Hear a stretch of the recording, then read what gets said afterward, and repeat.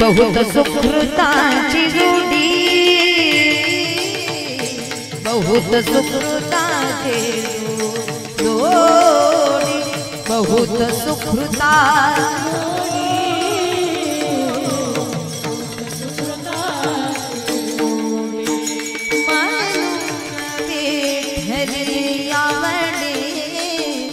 म्हणून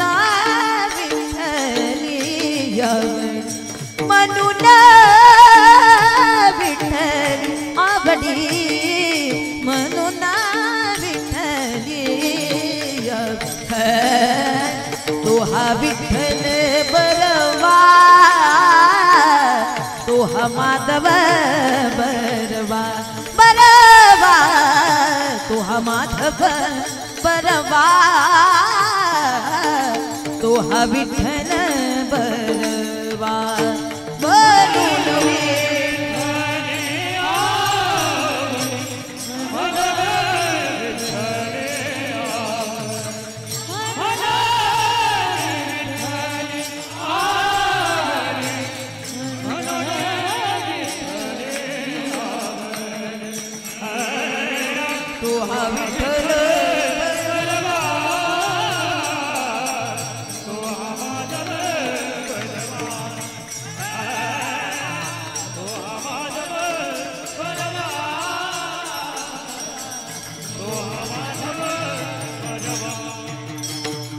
सर्व सुखाचे यागर, सर्व सुखाचे यागर,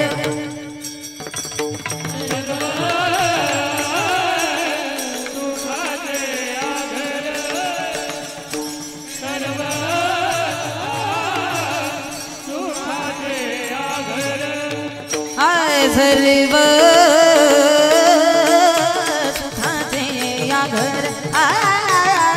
सर्व सुखाचे आगर,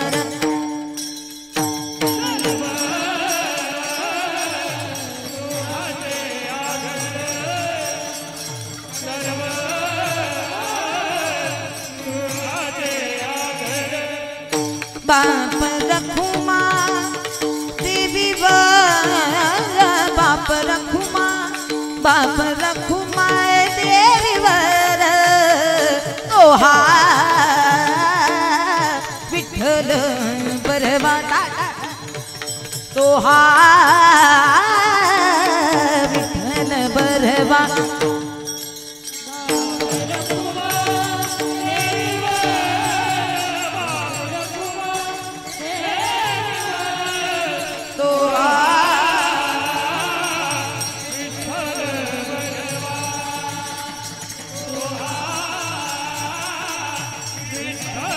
तो हा माधव बरवा, तो हा माधव बरवा, तो हा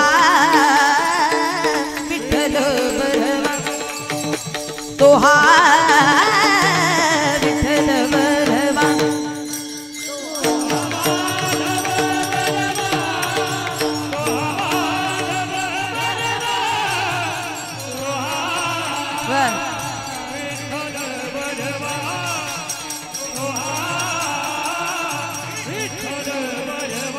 हरि जय जय राम कृष्ण हरि, जय जय राम कृष्ण हरि, जय जय राम कृष्ण हरि, जय जय राम कृष्ण हरि, जय जय राम कृष्ण हरि.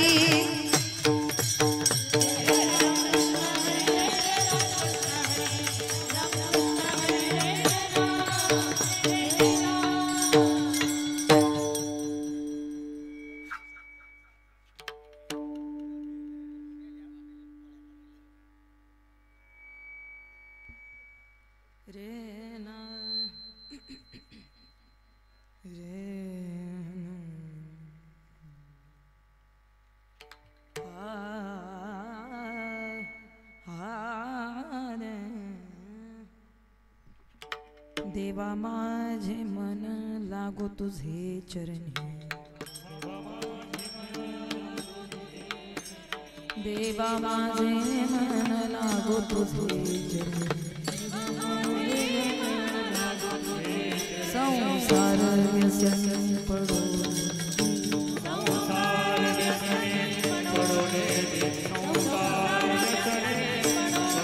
नाम स्मरण करो संत समा नाम स्मरण करो संत समा वाऊगाचे भ्रम नको देवा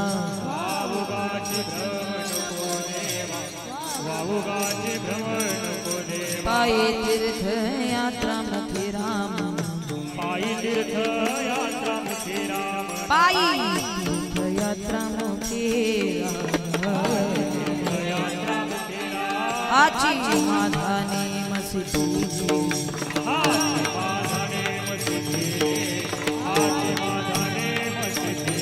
नाम स्मरण घडो संत समा नाम स्मरण घडो संत समा वाऊगाचे भ्रम नको देवा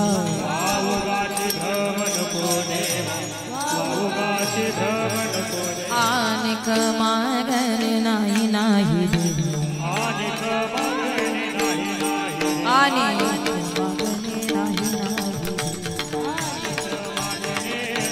एका जनार्दनी सेवा तुझी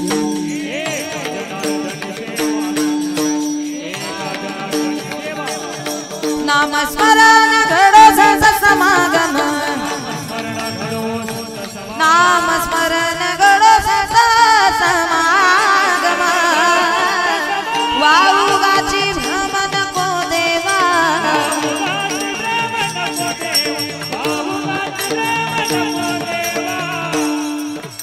विठोबा रखुमाई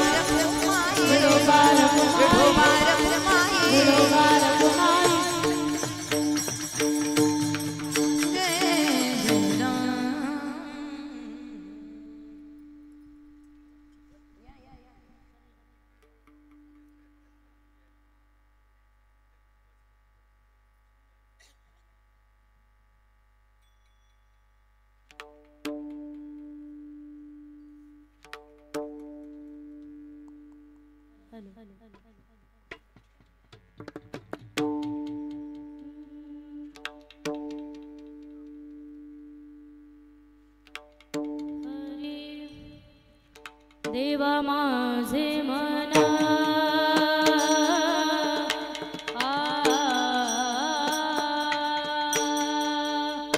देवा माझे मन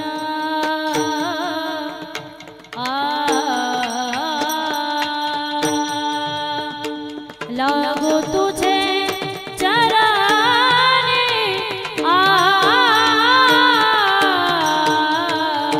देवा माझे मन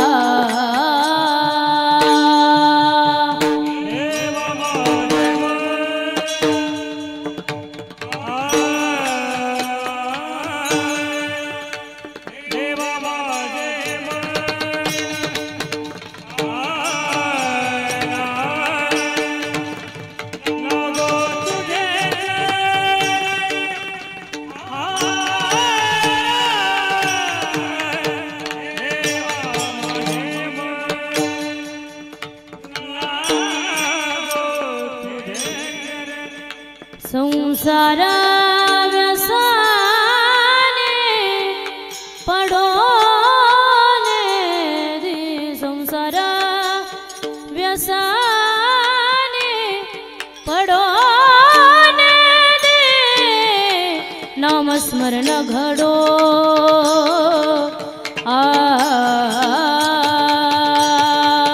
नामस्मरण घडो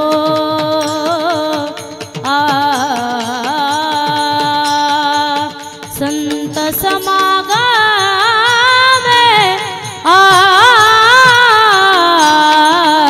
नामस्मरण घडो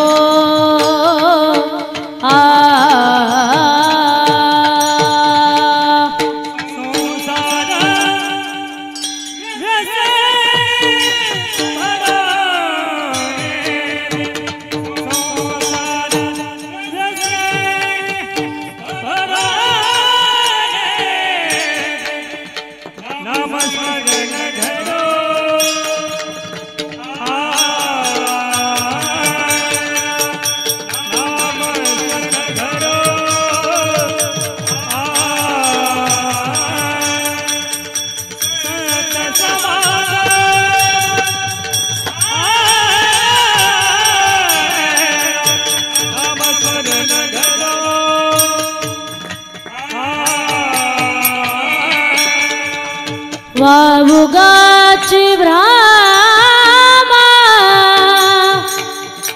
नको देवा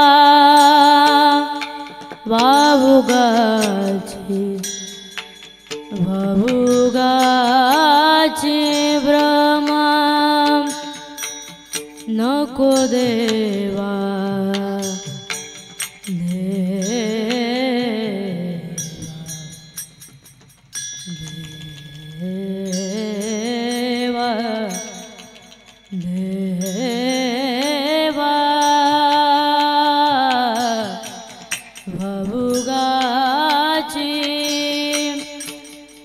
वावुगाची भ्रम नको देवा देवा नको देवा वावुगा भ्रम नको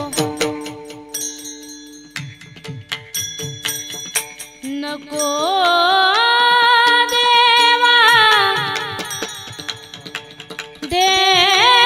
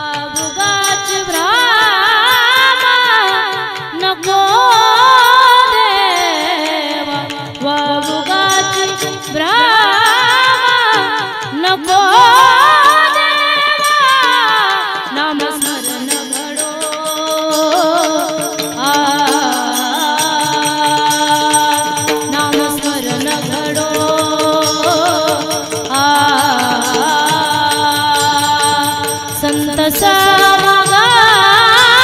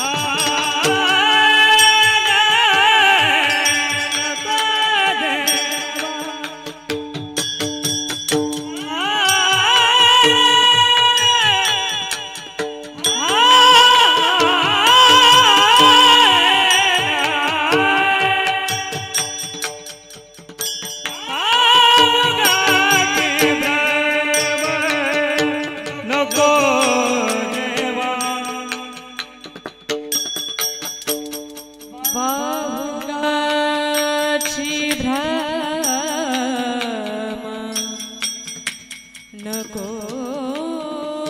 देवा आ आ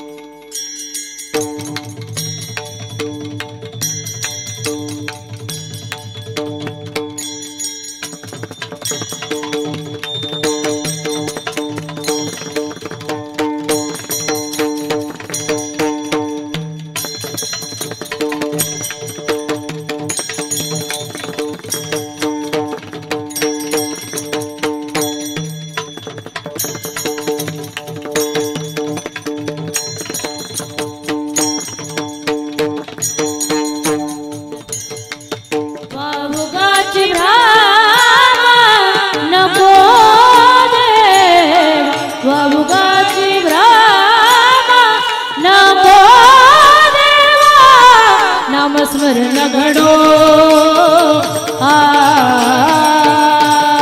नाम स्मरण घडो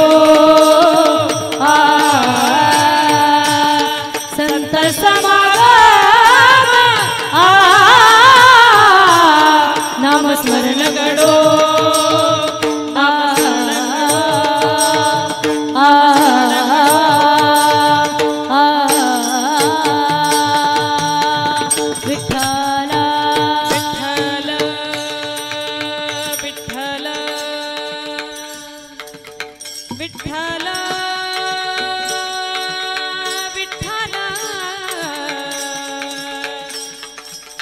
विठ्ठल विठ्ठल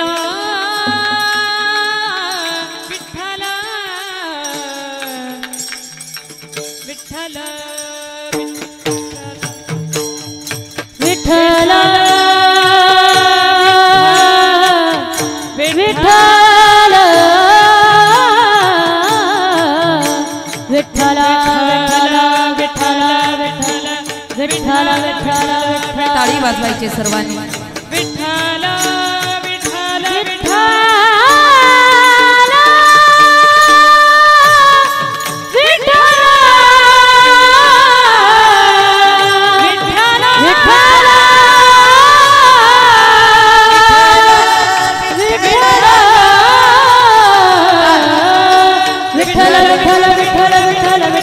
बोला पुंडलिक वरदे श्री ज्ञानदेव पंढरीनाथ भगवान ज्ञानेश्वर महाराज जगद्गुरु संत तुकाराम महाराज की हर हर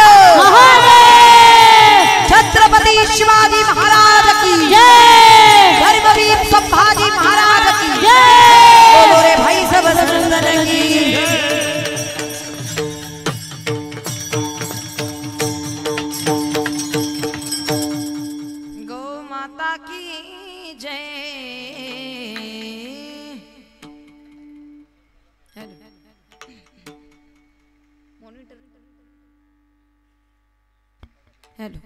हेलो परम पुरुष शौर्य पांडुरंग मुरारी कमल नयन हासम गोपिका चित्तहारी प्रगट निकट शोभे रुक्मिणी रम्यवाणी सदय धवल हासं विठ्ठलं चिन्तयामि महायोग पीठे तटे भीमरथ्यां वरं पुण्डलीकाय धातुं मुनीन्द्रैः समागत्य तिष्ठं तमानन्दकन्दं परब्रह्मलिङ्गं भजे पाण्डुरङ्गम्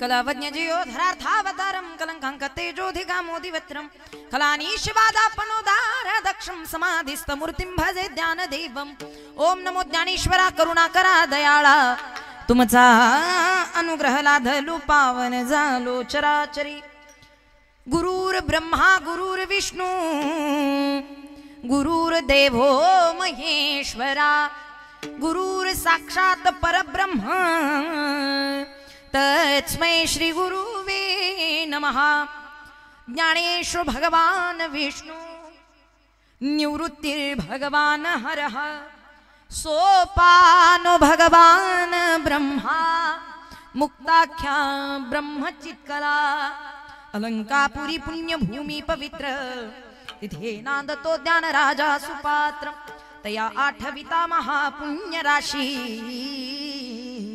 नमस्कार माझा श्री सद्गुरु संत ज्ञानेश्वरासी नमो सद्गुरु तुकया ज्ञान दीपा नमो सद्गुरु सच्चिदानंद रूपा नमो सद्गुरु भक्त कल्याण मूर्ती नमो सद्गुरु भास्करा पूर्ण कीर्ती जयांचे केली स्मरण हो या सकळ विद्यांचे आदिकरण तेची वंदू श्री चरण श्री गुरुंचे ते नमस्कारो नियाता मस्तक हे पायावरी मस्तक हे पायावरिया वारकरी संतांच्या या वारकरी संतांच्या या वारकरी संतांच्या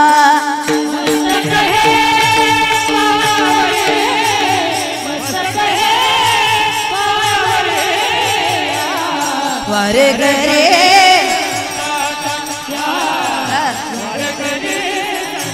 या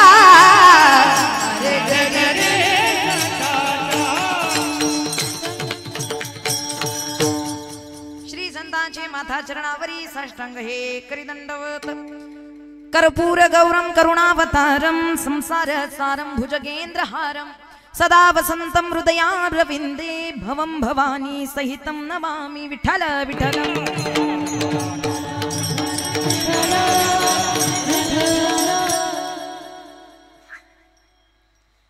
देवा माझे मन लागो तुझे चरणी संसार व्यसनी पडोनी दी नामस्मरण घडो संत समागम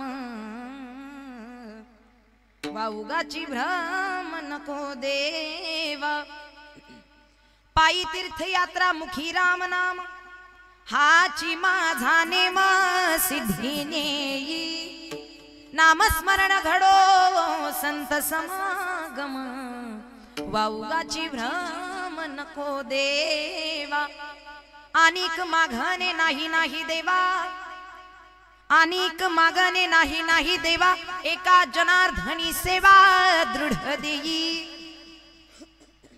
नामस्मरण घडो संत समागम वाऊगाची भ्रम नको देवा विठ्ठल विठ्ठल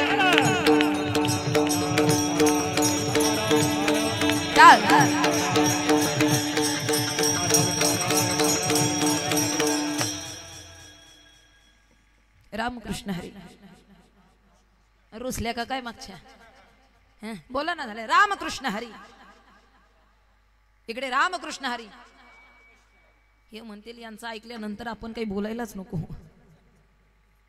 ही परिचयाची खरी सुरुवात आहे त्यामुळे पहिला रामकृष्ण हरी प्रस्तुत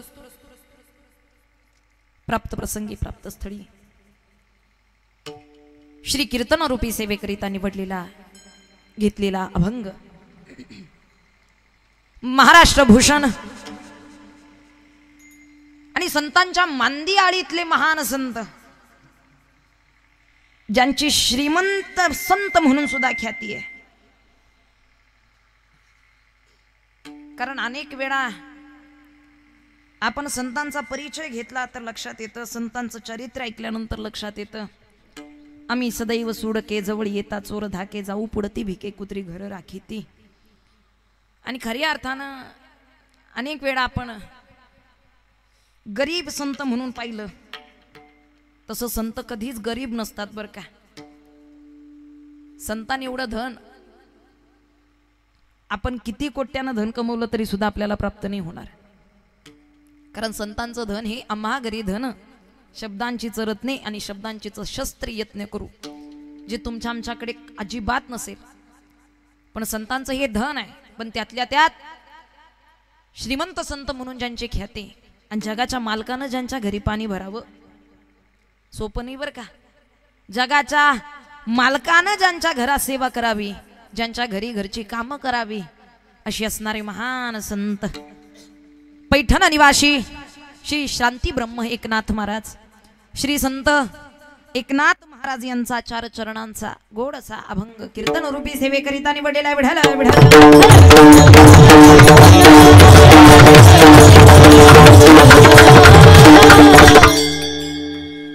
आणि अभंगाच्या माध्यमातून श्री संत शांती ब्रह्म एकनाथ महाराज भगवंताकडे मागतात मागणी करतात आता तुम्ही म्हणाल ताई तुम्हीच सांगितलं श्रीमंत संत म्हणून श्री संत एकनाथ महाराजांचं नाव येतं मग ज्याच्याकडे ऑलरेडी श्रीमंती आहे त्याला मागण्याची गरज काय आणि जर मागावं लागत असेल तर तो श्रीमंत काय बरोबर की नाही मागावं लागत असेल तर तो श्रीमंत काय आणि संत जर श्रीमंत असतील तर त्यांना मागण्याची गरज काय अगदी खरंय संत मागतात प्रामुख्यानं आपल्या दृष्टीनं संत मागतात जरी असं म्हणायला गेलं तरी संत कधीच काही मागत नाही संत कधीच काही मागत नाही किंबहुना त्यांना मागण्याची गरज सुद्धा कधी पडत नाही तुम्ही म्हणताल ताई संत जर कधी काही मागत नाही तर एवढे मागणीपर अभंग कसे काय त्यातल्या त्यात आजचाही अभंग मागणीपर कसा काय नीट लक्ष देऊ नये का संत मागतात पण ते कधी स्वार्थापोटी स्वतःसाठी मागत नाही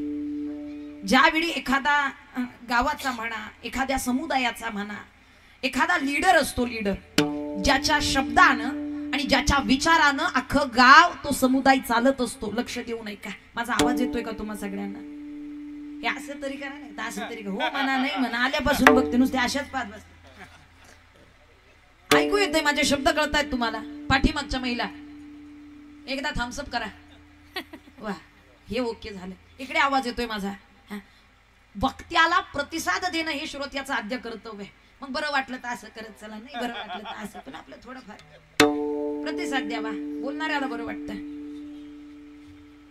नाही तर कीर्तन झालं तरी काही काही असेच बघत बसते ते हसत नाही, बोलत नाही, प्रतिसाद नाही, डुलत नाही, डोलत नाही, काही.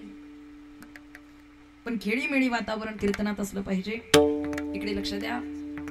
एखादा लीडर असतो एखाद्या समुदायाचा, गावाचा, आणि त्याच्या विचारानं, त्याच्या शब्दानं अख्खं गाव चालतं, तो समुदाय चालतो. जी विचारधारा त्या लीडरची राहते, त्या प्रमुख व्यक्तीची राहते, ती विचारधारा अख्ख्या गावची राहते. जो शब्द त्याचा राहतो तो शब्द अख्ख्या गावचा राहतो. जी वचनं त्याची राहतात ती वचनं अख्ख्या गावची राहतात. आणि जी मागणी त्याची राहते ती अख्ख्या.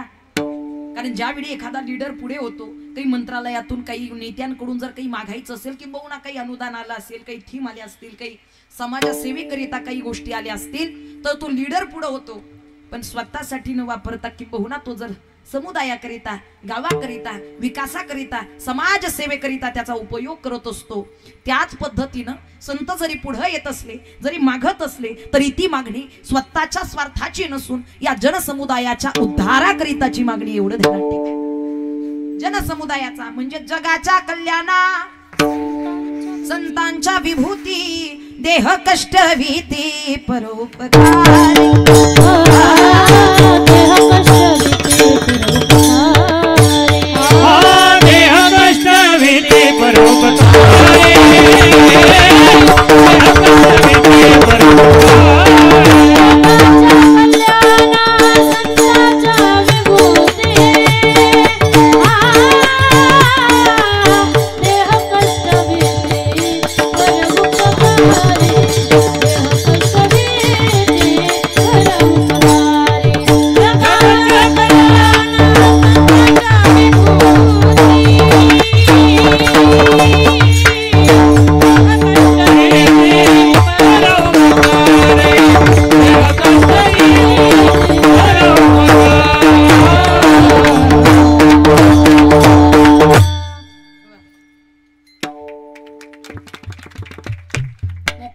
मोकळ्या मनानं टाळी माणसानं कशी वाजवावी?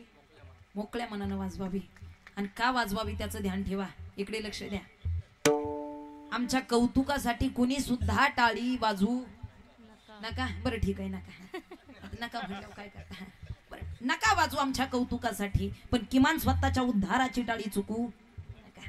स्वतःचा उद्धार करण्याकरिता टाळीचं महात्म्य सांगितलं मी पुढील कीर्तनात सांगेलच. पण संत हे जगाच्या उद्धाराकरिता इथपर्यंत उत्तीर्ण झालेत. वाढावया सुख भक्ती भाव धर्म कुळाचारी नाम विठोबाचे. निश्चितच वाढता हा पुण्य धर्म केला हरिभजनी हे धवळीले जग. हे संतांचं खऱ्या अर्थानं जीवनामध्ये येण्याचं प्रयोजन आहे. आणि म्हणून संतांच्या विचाराची आपण आज धरली पाहिजे. तेनीची पंथे चालू जाता अन्न पडे गुंधा कोठे काही. या अनुषंगानं संत जे मागतात त्याचं अनुकरण आपण केलं पाहिजे. कारण सध्याच्या काळामध्ये आपण भगवंताची सेवा करतोय. हे महाशिवरात्रीचं पर्व आहे. उद्या आपण सर्वच जण भगवान शंकराची उपासना आराधना म्हणजे आजपासूनच सुरू आहे. गेल्या 8 दिवसापासून सुरू आहे. भगवान शंकराची उपासना आराधना विशिष्ट प्रकारे आपण करत राहतो. का? आमच्या जीवनामध्ये सुख निर्माण व्हावं, आमच्या जीवनात समाधान निर्माण व्हावं. कशाकरिता भक्ती करतो आपण? कशाकरिता महाशिवरात्र करतोय आपण? काय त्या अनुष्ठानाचं, त्या उपासनेचं काय साध्य आहे? आपल्या काय करायचंय प्राप्त आपल्याला? आपण उद्या भगवंताची सेवा केल्यानंतर, त्याच्या दर्शनाला गेल्यानंतर त्याच्या पुढे नतमस्तक होऊ, हात जोडू, नम्रतेनं त्याचं दर्शन घेऊ. पण तिथून येत असताना आपल्या अंतःकरणात काहीतरी इच्छा निर्माण होईल की बाबा हो, कालपासून मी एवढी सेवा केली, ए देवा अशी काही फुकट नाही वाया जाऊ देणार. देवा काही ना काहीतरी तुझ्याकडून मागण्याची इच्छा अंतःकरणात आहे. देवा मी एवढी सेवा करतोय ना, अमुक अमुक असं माझं कारण आहे. आता ज्याच्या जीवनात जे कारण असेल ते कारण त्याच्यासाठी. मुळात काय मागायचंय हे माणसाला कळालं नाही म्हणून जीवाचं दुःख सातत्य. काय मागायचंय आपल्याला भगवंताकडे याचं ज्ञान जर झालं ना, तर निश्चित आपल्या जन्माचं सार्थक व्हायला वेळ लागणार नाही. अजूनपर्यंत लोकांना कळालं नाही नेमकं मागावं काय, काय मागायचंय आपल्याला. आता इथपर्यंत एक 5 मिनिटं झालं तरी हा विषय सुरू आहे मागणीचा. काय मागायचंय, काय मागायचंय, काय मागायचंय.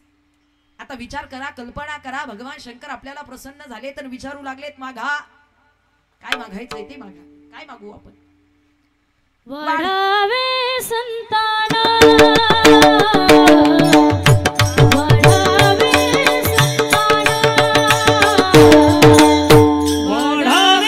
टाळी वाजवायची.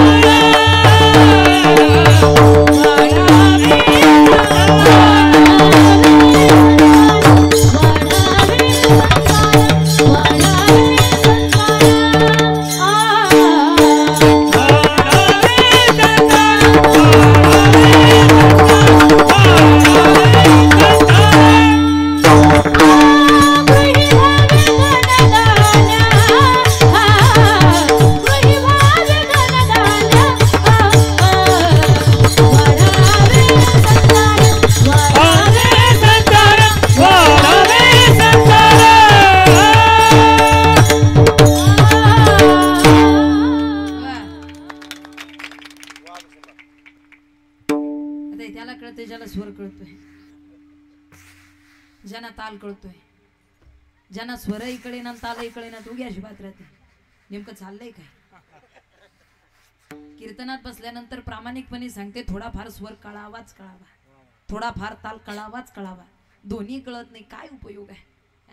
ते हसत नाही, बोलत नाही, गुणगुणत नाही, टाळी नाही, प्रतिसाद नाही, डुलत नाही, डोलत नाही, हा काही फरक नाही पडत. उलट रागात गायलं की राग येतो. हे काही राग गायल्यानंतर राग येणारी सुद्धा माणसं भरपूर आहे. आता नाही कळत त्यात काय आपला दोष? नाही कळत. कळावा, स्वर कळावा. का कळावा? आग्रह काय? कारण स्वर हा ईश्वराकडे नेण्याचा फार गोड मार्ग आहे. आणि भगवान शंकराला तर गायन नृत्य हे फार आवडीचं आहे. लक्षात आलं का? कळावं. ज्यांना स्वर कळाला त्यांना स्वर्ग कळाला. लक्ष देऊ नये का? कळावं. पण काही लोकांना नाही कळत, नाही कळत, कुठलाच स्वर कळत नाही. पण एक स्वर मात्र नक्की कळतो, ज्ञानेश्वर माऊली. राहिले टाळ्या वाजवून. काय उपयोग आहे? हे पहिल्या ठेक्याला टाळी पकडाय निघाली. यांना वाटलं कीर्तन घरी जायला नाही, अजून भोजनाची पंगत बाकी. अहो जाणीव असेल तर आनंद घेता येतो. वाढावे संतान, गृही व्हावे धनधान्य. काय अपेक्षा करू आपण? 5 मिनिटं भगवंतानं आपल्याला दिलेली आहेत. काय मागायचंय ते मागा. काय मागू शकतो? काही नाही. घराचं काम बाकी आहे, तेवढं घराचं काम पूर्णत्वाला जाऊ दे. काही नाही. पोराचं लग्न जुळत नाही, कारण आता गावागावाची समस्या ती झालेली आहे. आमच्या भूषण महाराजांचं झालं, फार आनंद आहे मोठा. पण सध्याच्या काळात गावागावात आता पाण्याची टंचाई नाही राहिली. पाण्याची सुविधा नाही, पाण्याची समस्या नाही, रस्त्याची समस्या नाही, लाईटीची समस्या नाही. एकच समस्या मोठी, पोराचं लग्नच होईना. ही खरंच खूप मोठी सिरियस गोष्ट आहे. लग्न जुळत नाही ही समस्या. पण चला, लग्न हो देत ही अपेक्षा. जुळत नसेल तर प्रपंच सुखाचा हो देत ही अपेक्षा. धनधान्य यावं ही अपेक्षा. काहीतरी संपत्ती यावी ही अपेक्षा. मुळात आपण ज्या गोष्टी मागतोय त्या शाश्वत स्वरूप सुख देणाऱ्या आहेत का याचं ज्ञान आपल्याला करावं लागेल. ज्या गोष्टी आपण मागतोय त्या आपल्याला शाश्वत समाधान देणाऱ्या आहेत का याचं आपल्याला थोडंसं निरीक्षण करावं लागेल. आणि जर त्याचं उत्तर नाही असेल तर या गोष्टी मागण्यातही काही अर्थ नाही. का? कारण संतांनी शाश्वत गोष्ट तत्व भगवंताकडे मागितलेले आहे. ज्याचं स्वरूपच शाश्वत आहे त्याच्याकडे नाशिवंत गोष्टी मागून काय जीवाला दुःख ओढवून घेणार आपण? काय मागायचंय आपल्याला? एका गावामध्ये एक साधू महाराज आले. फार मोठी तपश्चर्या, भगवान शंकरांची आराधना केलेली. आणि गावामध्ये साधू महाराज आले. जसं जसं लोकांना कळालं, महिला वर्ग सर्व लोक दर्शनाकरिता त्या ठिकाणी येऊ लागलेत.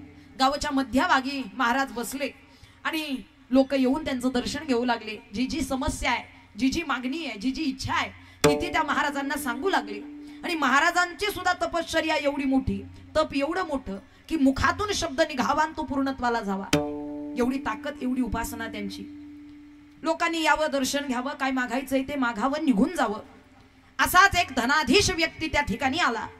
मोठ्या गाडीतून उतरला, चांगल्या पद्धतीचे कपडे अंगावरती, आणि ते महाराजांच्या जवळ येऊ लागला. महाराजांनी ओळखलं हे कोणत्या अपार्टमेंट मधले, त्यांनी ओळखलं हे नेमकं कोणत्या थीम मध्ये बसतंय. ते जवळ आलं, महाराजांचं दर्शन घेतलं. महाराज म्हणले, का रे धनवान दिसतोस? हो. श्रीमंत दिसतोस? हो श्रीमंत आहे, धनाधीश आहे, भरपूर पैसा आहे, संपत्ती आहे. म्हणले तुझ्याकडे भरपूर पैसा आहे, मग माझ्या दर्शनाची गरज काय? काय गरज आहे माझ्या दर्शनाची? म्हणले महाराज भरपूर धन आहे, भरपूर पैसा आहे, पण तेवढा पुरेल असं काही वाटत, तेवढ्या समाधान होईना हो महाराज. काहीतरी अजून मिळवावं, अजून पद यावं आणि अजून पैसा यावा, याकरिता तुमच्या दर्शनाकरिता आलोय. महाराज म्हणले तुला अजून धन पाहिजे? हो अजून पैसे हवेत. ठीक आहे चालेल. म्हणले तुला जे पाहिजे ते देणार, तुझी इच्छा पूर्ण करणार. काय करावं लागेल महाराज? काही नाही, फक्त तुझ्या अंगणामध्ये जेवढे काही खडे असतील, काय म्हणले, तुझ्या घराच्या अंगणामध्ये जेवढे काही खडे असतील तेवढे सगळे खडे माझ्याकडे गोळा करून आण. त्यानं काय होईल? अरे बाबा तू जेवढे खडे आणशील तेवढ्या खड्यांचे मी तुला हिरे बनवून देईन. काय म्हणले महाराज? जेवढे खडे तेवढे हिरे, अशी व्याख्या. आपण जेवढे खडे आणि तेवढे हिरे, याच्या डोळ्यातून पाणी आलं. म्हणले महाराज खरंच तुमचा एवढा कृपा आशीर्वाद हो येईल, तू फक्त जाऊन घेऊन ये. हे घरी गेलं. बाबा जरा लवकर ये, उद्याचा दिवसच मी इथे, शिवरात्र झाली की मी ते थांबणार नाही, मी जाऊन निघून जाईल, लवकर ये. अहो आलोच. आलो म्हणता तो घरी गेला आणि अंगणातले खडे गोळा करू लागला. आपली पाटी असते ना छोटी टोपली, त्या टोपलीमध्ये खडे गोळा करू लागला. एक एक एक एक एक एक एक एक 2 तास झाले, 3 तास झाले, 4 तासानं टोपली भरली. 4 तासानं टोपली भरली. टोपली डोक्यावरती घेतली, निघू लागला महाराजांकडे. आनंदित होता. पण रस्त्यानं जाता जाता त्याच्या ध्यानात आलं, जेवढे खडे तेवढे हिरे. अरे म्हणले पाटीभर आपण ते टोपलीभर खडे घेतले म्हणजे हिरे सुद्धा किती भेटणार? टोपलीभर. आणि टोपलीभर हिऱ्यांमध्ये काय होईल आपलं? ते पुन्हा घरी गेलं. आहे ती टोपली ओतली आणि मोठी पाटी घेतली. मोठ्या पाटीमध्ये त्यानं खडे गोळा सुरुवात केली. आणि खडे गोळा करता करता दिवस रात्र निघून गेली. दिवस तर निघूनच गेला, रात्र निघून गेली. दुसऱ्या दिवशीची सकाळ झाली. ते पाटी भरतच होतं. पाटी भरली आणि महाराजांकडं जाऊ लागला. जाता जाता ध्यानात आलं, जेवढे खडे तेवढे. अरे म्हणले पाटीवर खडे नेले म्हणजे हिरे किती मिळणार? आणि पाटीवर हिऱ्यांमध्ये आपलं काही होईल का? नाही, नाही होणार. समाधान नाही त्याचं. त्यानं पुन्हा ती पाटी ओतून दिली आणि मोठी ट्रॅक्टरची ट्रॉलीच बोलवली खडे गोळा करायला. अरे म्हणले भरपूर खडे आहेत आपल्याकडे. महाराज आले सुद्धा आणि निघून. अजून खडच गोळा करते कोण? का तुम्ही कोण्या दुसऱ्याचं नाव ध्यानात ठेवता? कधीतरी आपल्याबद्दलही निरीक्षण करा. विठ्ठल विठ्ठल.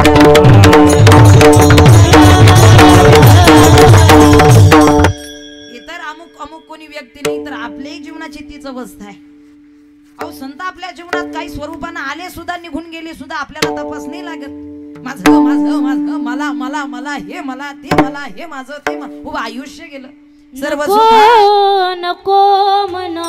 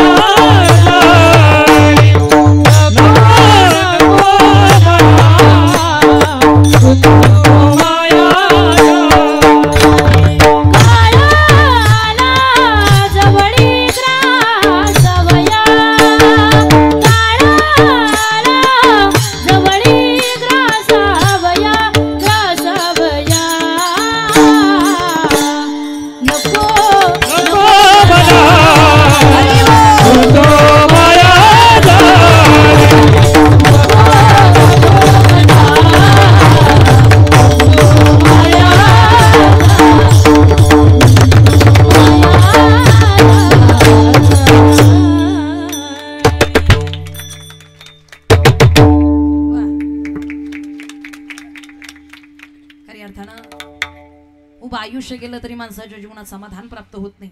पण समाधानाकरिताच काय मागायचं याचं ज्ञान संतांनी आपण घ्यावं.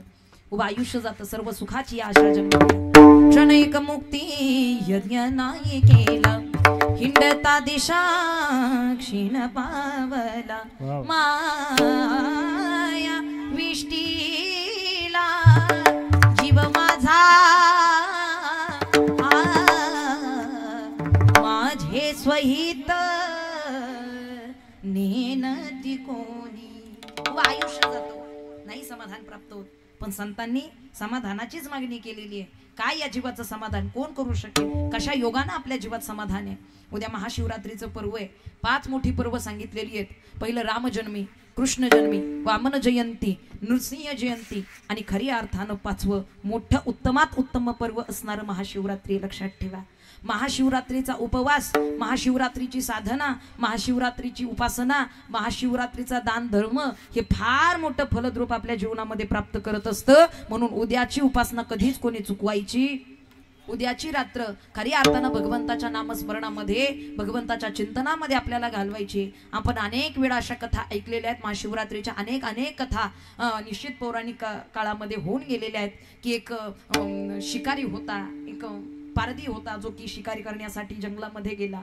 महाशिवरात्रीचा काळ त्या ठिकाणी शिकार करण्यासाठी तो जंगलामध्ये गेला असताना एक हरिण त्याच्या नजरेस पडलं। हरिण त्याच्या नजरेस पडल्याबरोबर त्यानं बाण त्या हरणाकडे रोखला, पण बाण रोखल्याबरोबर ते हरण बोलू लागलं, म्हणले महाराज मला क्षमा करा, हे पहा निश्चित तुम्ही माझी शिकार करा, माझं काही म्हणणं नाही, पण माझं कर्तव्य मी पूर्णत्वाला करून आल्यानंतर माझी शिकार करा। माझी लेकरं माझी मुलं घरी वाट पाहतायत, त्यांना भेटून आल्यानंतर तुम्ही माझी शिकार करा। ते हरिण सोडून दिलं त्यानं। पुन्हा दुसरा हरिण यावं, पुन्हा दुसऱ्या हरणाकडे त्यानं बाण रोखावा आणि पुन्हा त्या हरणानं बोलावं, क्षमा मागावी, महाराज क्षमा करा, तुम्ही माझी शिकार करा, तुमचा धर्म आहे, पण खरी अर्थानं माझ्या कर्तव्याचं पालन करून मला येऊ द्या। खरी अर्थानं माझी पत्नी घरी वाट पाहते, मला तिला भेटून येऊ द्यात। ते निघून गेलं। पुन्हा त्या ठिकाणी कोणी आलं, हरिण आलं, पुन्हा ते बोलू लागलं, म्हणले महाराज माझी घरी वाट पाहतायत, मला माझं कर्तव्य पूर्ण करून येऊ द्यात। त्यानं असं हरणाला जीवदान दिलं।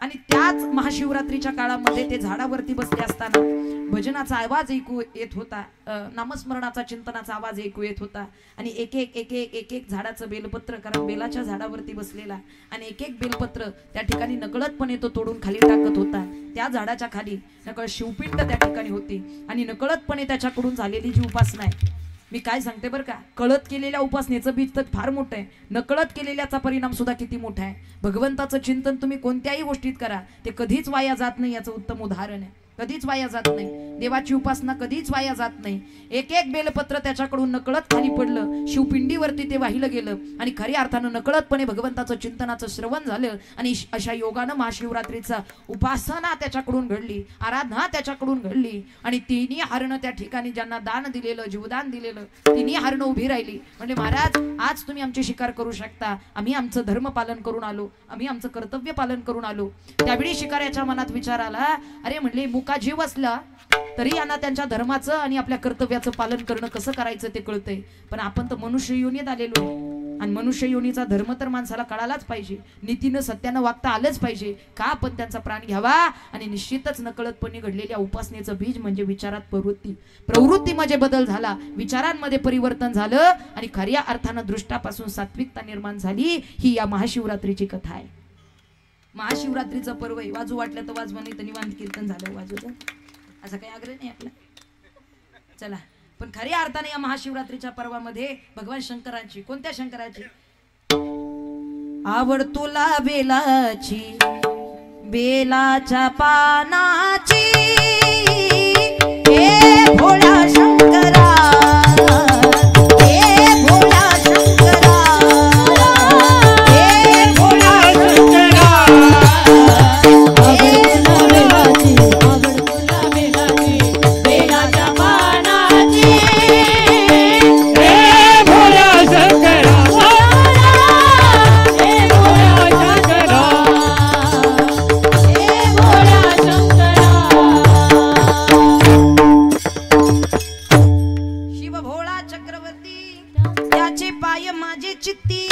वाचे वदता शिवनाम, तयान बाधी क्रोध काम। जीवनात दुःख निर्माण करणारे जे विषय आहेत ना, ते विषय त्याला लागू होत नाही जो भगवंताचं शिवनाम मुखात धारण करतो। त्यामुळे निश्चित उद्याची उपासना फार महत्वाची आहे। त्या अनुषंगाने आपण आज कीर्तन करतोय आणि श्री संत एकनाथ महाराजांचा विचार आपल्या कानावरती पडतोय, त्यांची मागणी आपल्या अंतःकरणामध्ये रुजवायची आणि जर मागू वाटलं तर या अनुषंगाने मागावं। श्री संत एकनाथ महाराज भगवंताकडे काय मागतात याचा विचार आपण करूयात। संत जेव्हा भगवंताकडे मागतात तेव्हा जगाचा उद्धार करणं हे त्यांचा उद्देश असतो बरं का, जगाचं कल्याण व्हावं हा त्यांचा उद्देश असतो। सगळ्यात महत्वाची गोष्ट संत एकनाथ महाराज मनाचा उल्लेख या अभंगाच्या प्रथम चरणात करतात, कारण संतांना याचं ज्ञान आहे। बाकीचे सगळ्या इंद्रियांना कसं ना कसं तरी आपल्याला जागेवर ठेवता येईल, पण मनाला, मन चंचल चपळ, जाता येता न लगे वेळ, कसं या मनाला आवरावं, कसं या मनाला थांबवावं। कारण आपण जे काही कर्म करत असतो ते तीन प्रकारातून घडतं। पुण्य जरी केलं आणि पाप जरी केलं तरी ते तीन प्रकारातून घडतं, कायिक, वाचिक आणि मानसिक। पाप केलं तरी कायिक, वाचिक आणि मानसिक, लक्ष देऊ नाही का। तीन पद्धतीतून तुम्ही चांगलं करा अथवा वाईट करा, या तीन प्रकारातून घडतं, कायेनं, वाचेनं आणि मनानं. लक्षात आलं का?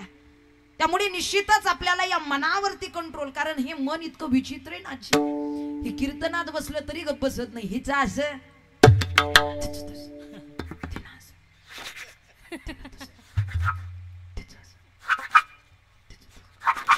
आता एवढ्या जवळ बसले पण तिसरीला सुद्धा कळणार नाही नेमक्या बोलत्यात काय. काय उपयोग आहे? अनंत वाचाळ बरळती बरळत्या कैसे नाही गोपाळ पावे हरी ज्ञानोबा हरिपाठात सांगतात. मी काय सांगते, हे मन फार विचित्र आहे. जरी आपण चांगलं कर्म करत असलो आणि मनामध्ये जर वाईट विचार आला तर ते चांगलं कर्म सुद्धा वाईटच गोष्टी ठरतात. फार गोड उदाहरण आहे. दोन मित्र होते, दोन मित्र सख्खे मित्र, पण जरी ते मित्र असले तरी त्यांची आवड भिन्न भिन्न होती, त्यांचा स्वभाव वेगवेगळा होता. एकाला परमार्थ आवडायचा, एकाला कीर्तन भजन आवडायचं, आणि एकाला मनोरंजनाचे कार्यक्रम म्हणजे तमाशा असेल इतर काही गोष्टी असतील अशा आवडायच्या.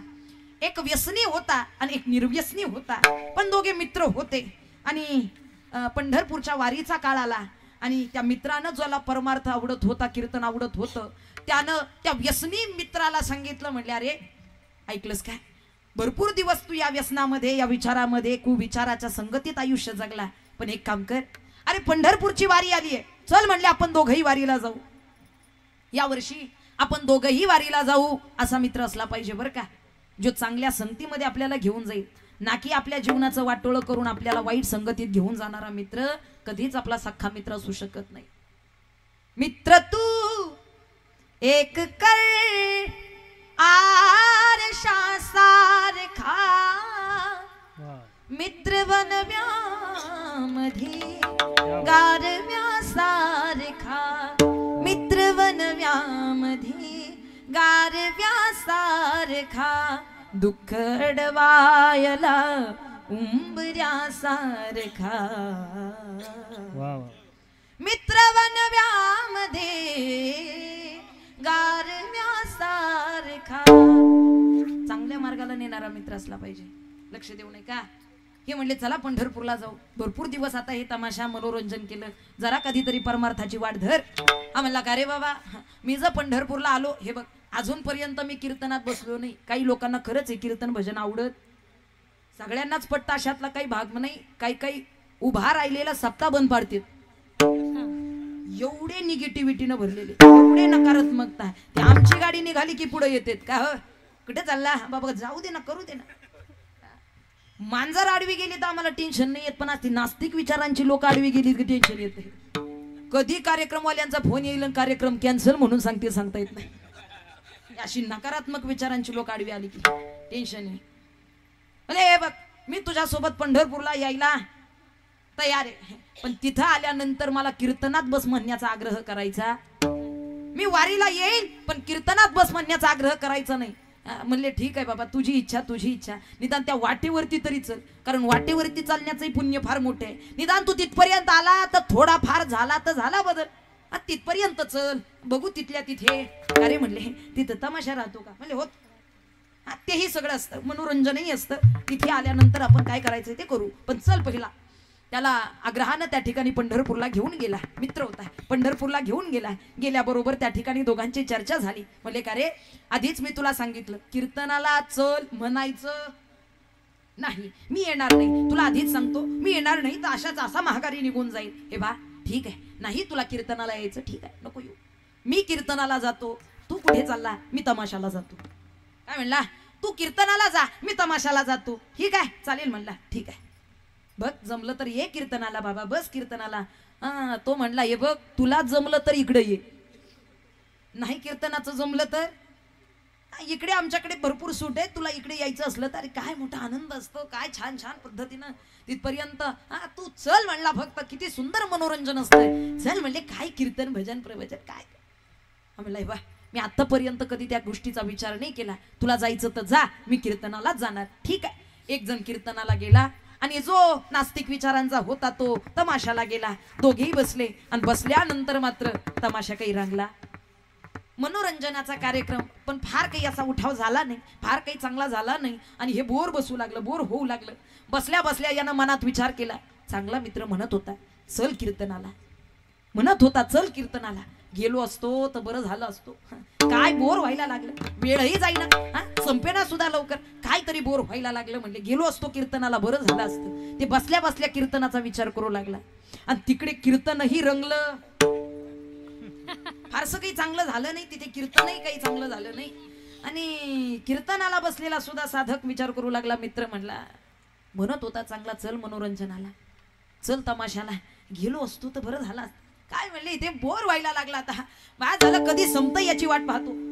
हे मनात कीर्तनात बसल्याबरोबर तमाशाचा विचार करतय आणि ते तमाशात बसून कीर्तनाचा विचार करतय. आणि दुर्भाग्यानं दोघंही घरी येता येता ऍक्सिडेंट मध्ये वारले. आणि वारल्यानंतर ज्यावेळी चित्रगुप्त सगळं काही लिखापडी करण्यासाठी आले, जे काही घेण्यासाठी आले, म्हटले चला चला चला चला रांगेमध्ये सगळ्यांनी चला, तमाशाला गेलेले स्वर्गात चला.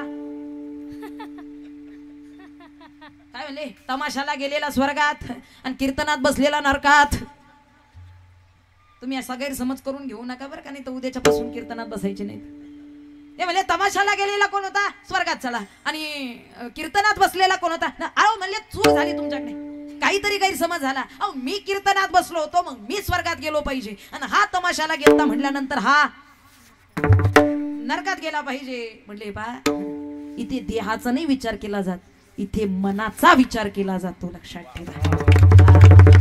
प्रपंचासाठी तन महत्वाचं आहे, तसं परमार्थाकरिता मन महत्वाचं. विठाला विठाला.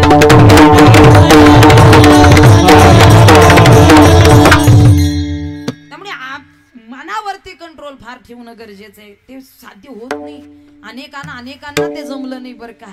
हे मनावर बायबल झाली आज सध्याच्या काळात, हँग झालीत माणसं, हँग मनानं विचारानं. का मोबाईल हँग होतो तशी हँग झालीत. म्हणून कीर्तन भजनाची गरज आहे यांना रिफ्रेश रिस्टार्ट करण्याकरिता, लक्षात आलं का. पण संत जेव्हा मागतात या मनाच्या उद्देशानं, त्यांना ज्ञान आहे याचं की हे मन स्थिर झालं तर बाकीची सगळी गप राहतील. पण मनाला स्थिर कसं करता येईल, संत एकनाथ महाराज भगवंताकडे सांगतात, देवा द्यायचंच असेल ना मला बाकीचं काही देऊ नको, बाकी सगळ्या गोष्टी आम्ही ऍडजस्ट करून घेऊ शकतो, पण एवढी मनाची स्थिरता तुझ्या हातात आहे. माझं मन तुझ्या चरणांवरती लावून घे, अभंगाच्या प्रथम चरणात. देवा माझे मान लागो तुझे चरणी, देवा माझे मन लागो तुझे चरणी, देवा माझे मन लागो तुझे चरणी, देवा माझे मन लागो तुझे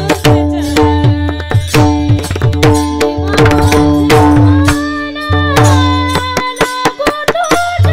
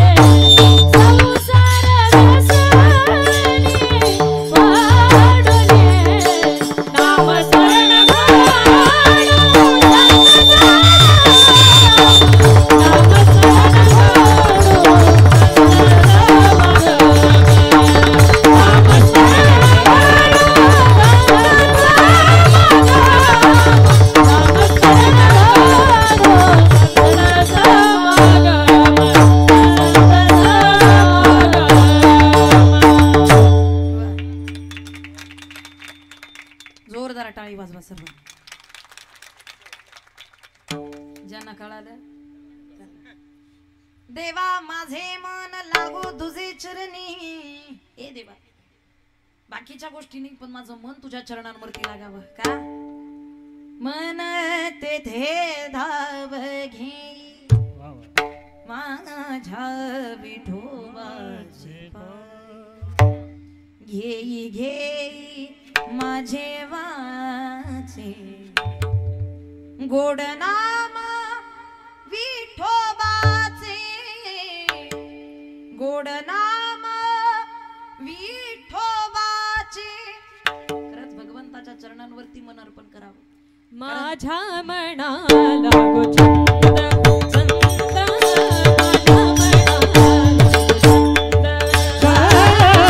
माझ्या मनाला गो माझ्या मनाला गो छंद माझ्या मनाला गो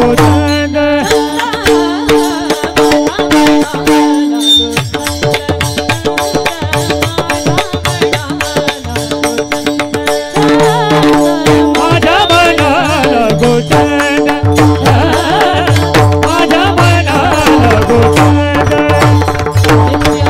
गोविंद गोविंद गोविंद माझ्या मनाला गो छंद माझ्या मनाला गो छंद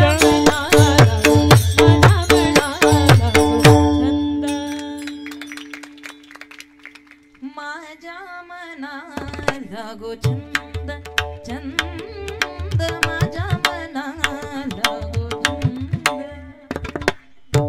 देवा तुझ्याच भजनाचा खरी अर्थानं मला आवड लागावी या मनाला तुझा छंद लागावा अहो गीतेमध्ये किंवा ज्ञानेश्वरीमध्ये सुद्धा याचं ज्ञान संत सांगतात भगवान परमात्मा सांगतात तू म्हणे हे मीची करी काय तुझ्या इतर धनानंद ज्ञानानंद इतर संपत्तीनं मला उपयोग काय माझी ये भजनी प्रेमधरी सर्वत्र नमस्कारी माझा एका ते कारण या मनाच्या स्थिरतेनंच सगळ्या गोष्टी प्राप्त होतात मन स्थिर झालं पाहिजे सध्याच्या काळात माणसानं सगळ्या गोष्टी चेंज केलेल्या आहेत पण जेवढं मनात परिवर्तन पाहिजे ते मन परिवर्तन झालेलं नाही विचारात शुद्धता पाहिजे ते विचार शुद्ध झाले नाहीत एक गोष्ट ध्यानात ठेवा जन्माला आल्यानंतर आपल्याला भगवत प्राप्तीचं ज्ञानच प्राप्त झालं नाही आणि मनामध्ये जर त्याची स्मृतीच नाही जन्माला आली तर काय उपयोग आहे आपल्याला अंतःकरणामध्ये मनामध्ये त्याला साठवायचंय साठविला हरी जिही हृदय मंदिरी त्यांची सरली येरझार झाला सफल व्यापार काही लोक आग्रह करतात जरा तक्रार करतात का हो म्हणले माणसालाच का भगवंताच्या ठिकाणी मन स्थिर करायचंय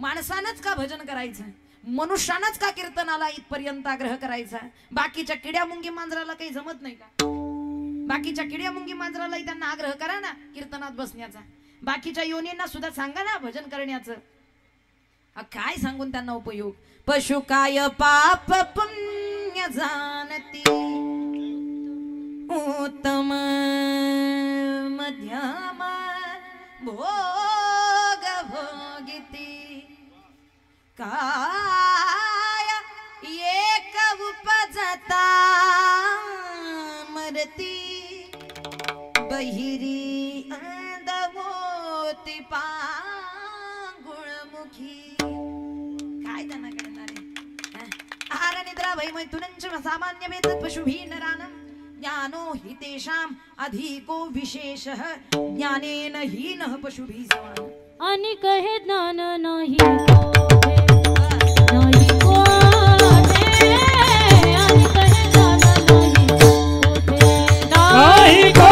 कोठे, आणि कहे ज्ञान नाही कोठे, नाही कोठे आणि कहे ज्ञान नाही कोठे नाही कोठे आणि कहे ज्ञान नाही कोठे आज देही गाणे देवाचे भजन, आज देही गाणे देवाचे भजन आज देही गाणे देवाचे भजन, आज देही गाणे देवाचे भजन आणि कहे ज्ञान नाही कोठे, नाही कोठे, आणि कहे ज्ञान नाही, आणि कहे ज्ञान नाही, आणि कहे ज्ञान नाही काय इतर जीवाला नाही पुण्याची मोजणी नाही पापाची टोचणी काय कळेल हो त्याला हा माणसालाच याचं ज्ञान दिलेलं आहे म्हणून माणसाला आग्रह आहे लवकरात लवकर कळावं, लवकरात लवकर हे मन स्थिर व्हावं. नाही तर इतर आयुष्यामध्ये ज्या काही माणसांना आता विषय निर्माण केलेले आहेत सध्याच्या काळात माणूस शांत नाही राहिलेला, माणूस स्थिर नाही राहिलेला, माणूस मर्यादेत नाही राहिलेला आणि म्हणून जीवनामध्ये असंख्य दुःख आहे. समाधान आहे आपल्याला काय पाहिजे इतर खाणं पिणं जागच्या जागी देह चांगला प्राप्त झाले इथपर्यंत सगळं व्यवस्थित आहे भगवंताचं चिंतन मुखात काय पाहिजे या त्या व्यतिरिक्त समाधान नाही माणसाला. खरी अर्थानं जीवनात लो मोहे धरिली या ऐसे होईल असं ती प्रतिष्ठा तेही जाईल आणि परलोक ही अंतरेल ही कैसे ज्ञानोबा राय ज्ञानेश्वरी सांगतात असलेली प्रतिष्ठा गमवावी लागते माणसाच्या अहंकारानं मोहानं. सध्याच्या काळात हा मीपणा परमार्थ केला तरी ते दुसऱ्याला सांगते, काकड्याला निघालं तरी शेजारच्या चिकडी वाजवून जाते त्याला कळाव निघालोय म्हणून. काय जगाला सांगण्याची गरज आहे तुमचा परमार्थ. मुळात आपण जे काही काम करतो तुम्ही कोणत्याही क्षेत्रात कार्य करा, राजकीय वैद्यकीय शैक्षणिक आधुनिक कोणत्याही क्षेत्रात राहा, जे काही आपण काम करतो जे काही आपलं कार्य आहे जे काही आपली सेवा आहे जगाला कळो अगर ना कळो पण आपली सेवा ना आपलं कर्म आपल्या भगवंतापर्यंत पोहोचावं यात समाधान आहे. जगाचं काय नाही पण त्यानं माझा सत्कार करायला पाहिजे कुणासाठी. आणि प्रदर्शनच करायचं असेल तर प्रपंचाचं करा, परमार्थाचं प्रदर्शन करत जाऊ नका. कारण प्रपंच हा प्रपंचाचं दुसरं नावच प्रदर्शन आहे पण परमार्थाचं दुसरं नाव आत्मदर्शन आहे. लक्षात ठेवा. कशाकरिता परमार्थ आहे? आत्मदर्शनाकरिता. मी कोण नाही याची अनुभूती करिता. एके ठिकाणी गेलो चहा प्यायला सहसा जात नाही गेलो त्यांनी म्हटले ताई या बसा चहा दिला. चहा घेतला बसल्याबरोबर त्यांनी सुरुवात केली हे किचन बर, हे बेडरूम बर, हे देवघर बर, ही गॅलरी बर, हा वरचा बर यांच्यात पिऊ दे. अभिमान कशाचा आहे? भगवंतांना निर्माण केलेल्या सृष्टीवरती जन्माला आलो तर त्याचे सातबारे आपल्या नावावरती आणि कधी ना कधीतरी याला सर्वांना त्याग करावा लागणार याचं ज्ञानही आपल्याला असलं पाहिजे. चढ़ता सूरज धीरे धीरे ढलता ही ढल जाएगा. ताली वाजवायची सर्वांनी एक साथ. आज जमाने पर इतराने वाले कल तू ही पछताएगा. आज जमाने पर इतराने वाले कल तू ही पछताएगा. चढ़ता सूरज धीरे धीरे ढलता है ढल जाएगा. चढ़ता सूरज धीरे धीरे ढलता है ढल जाएगा. चढ़ता सूरज धीरे धीरे ढलता है ढल जाएगा. ढल जाएगा ढल जाएगा ढल जाएगा ढल जाएगा. चढ़ता सूरज धीरे धीरे ढलता है ढल जाएगा. चढ़ता सूरज धीरे धीरे ढलता है ढल जाएगा. चढ़ता सूरज धीरे धीरे ढलता है ढल जाएगा.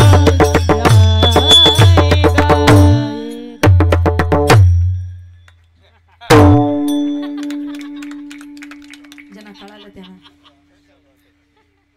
कधी ना कधी तरी ते मावळणार आहे ना तरी वाचतो पैसे अखंडित होत जात जैसे हे जन्म मरण तैसे अनिवार्य जग ज्ञानोबा सांगतात. त्यामुळे कशाचा अहंकार आणि कशाचा अभिमान माणसाच्या अंतःकरणात आहे. तू काय म्हणे चित्त करावे निर्मळन येऊनी गोपाळ राहे देते. आपल्याला भगवान शंकरांची प्राप्ती करून घ्यायची असेल तर मनाची शुद्धता केली पाहिजे. तुम्ही दिसायला किती सुंदर आहात, तुम्ही राहताय किती छान पद्धतीनं, तुमची लाईफस्टाईल किती चांगली आहे. कारण माणसानं आतापर्यंत बाह्यरंगच बदललेली आहे. बाह्यरंग याला गोरं केलं, हे सुंदर केलं, प्लास्टिक सर्जरी करून 70 वर्षाचा म्हातारा 25 वर्षासारखं दिसू लागले. ही सध्याची टेक्नॉलॉजी इतकी प्रगत झालेली आहे आणि खरंच चांगली गोष्ट आहे. 70 वर्षाची म्हातारी माणसं 25 वर्षासारखी दिसू शकतात ही बाह्यरंगानं. पण निश्चितच अंतरंग ज्याचं परिवर्तन झालेलं आहे, विचारांमध्ये ज्याचं परिवर्तन झालेलं आहे, तोच खरा त्या भगवंताला प्राप्त करू शकतो. लक्षात ठेवा. नाही तर पात्रता नाही आपल्याला भगवत प्राप्तीची. आणि असं सगळ्यांनाच नाही त्याला प्राप्त करता येत. बहुनान जन्म ना म्हणते ज्ञान वनवान प्रबध्यते वासुदेव सर्वमिती महात्मा सुदुर्लभ. गीतेमध्ये सांगतात असा कोणीतरी हजारातून 100 एखादा आहे ज्याला त्या भगवंताच्या प्राप्तीचं ज्ञान प्राप्त होतं. प्रत्येकाला कळत नाही. पण आपल्याला जर योगायोगानं एवढा चांगला हा सोहळा इथपर्यंत प्राप्त झाला असेल ना तर आपलं खरंच पुण्य म्हणावं लागेल. बहुत सुकृताची जोडीन म्हणून विठ्ठली आवडी. संत एकनाथ महाराज भगवंताकडे सांगतात देवा माझं मन तुझ्या चरणांवरती स्थिर राहू दे. चरणांवरती समचरण दृष्टी विटेवरी साजिरेन तेथे माझे हरी काय राहो? वृत्ती राहो. कारण वृत्ती ही शाश्वत आहे, ती निरंतर आहे. त्यामुळे वृत्तीचं नाव घेतलेलं आहे, चित्ताचं नाव. बाकीच्या सगळ्या गोष्टी नाशिवंत स्वरूपाच्या आहे, पण वृत्ती नाशिवंत नाही बरं का. वृत्ती ही शाश्वत आहे. त्यामुळे माझी वृत्ती तुझ्या चरणांवरती, माझं मन तुझ्या चरणांवरती राहो. हे देवा, आणखीन काय मागू रे तुझ्याकडे? तुझं नामस्मरण करणं हे आमच्या जीवनाचं साध्य आहे. नामस्मरण घडो संत समागम. नामस्मरण घडो संत समागम. महिला मंडळ टाळी वाजवा. नामस्मरण घडो नामस्मरण घडो संत नामस्मरण घडो संत समागम.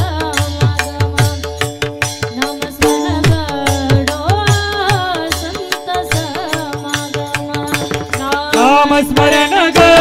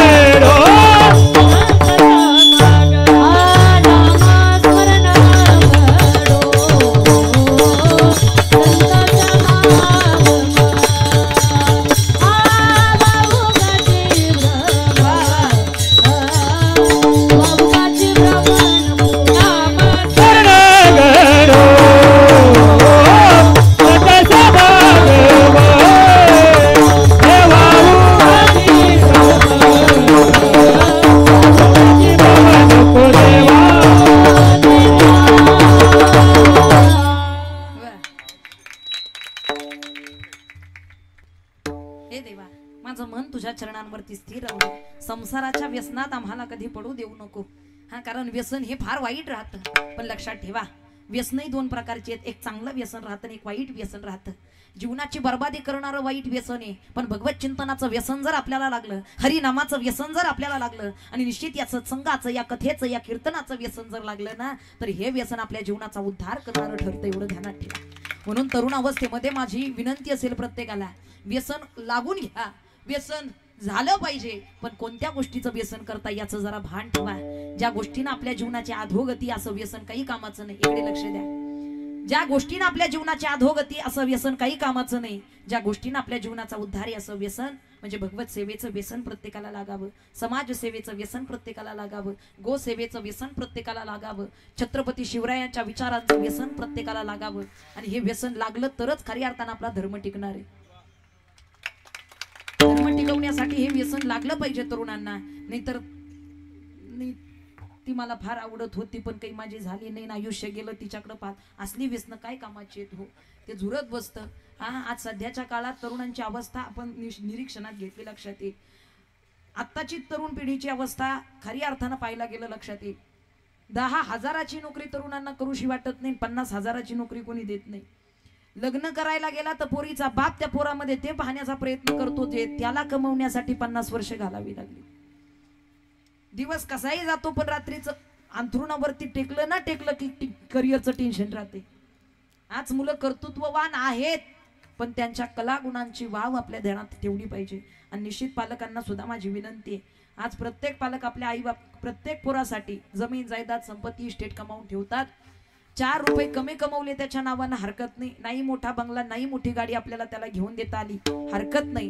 पण संस्काराची शिदोरी कुठे पोरांना कमी पडू देऊ नका. कारण हे संस्कारच आज खऱ्या अर्थानं गरजेचे आहेत. आपल्या धर्माविषयीचे, आपल्या संस्कृतीविषयीचं ज्ञान आपल्या पोरांपर्यंत पोहोचवणं ही सध्याच्या काळाची फार मोठी गरज आहे. म्हणून निश्चित देवा तुझं चिंतन करणं, तुझं भजन करणं हा मुळात संत सांगतात आमचा धर्म आहे.